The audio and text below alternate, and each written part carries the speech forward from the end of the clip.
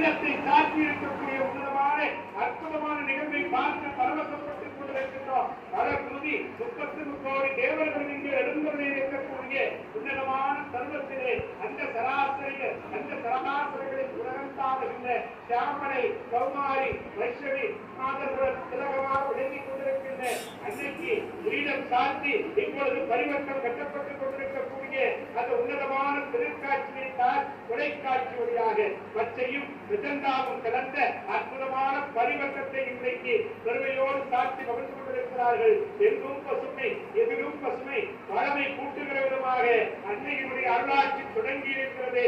இதோ அற்புதமாக பாண்டியரின் அடையாளமாக விளங்கிக் கொண்டிருக்கக்கூடிய ஒவ்வொரு அரசருக்கும் ஒவ்வொரு மாலை அணிவிக்கப்படுவது வழங்கும் என்கிற அடிப்படை அற்புதமாக பாண்டியரின் அடையாளமாக விளங்கிக் கொண்டிருக்கக்கூடிய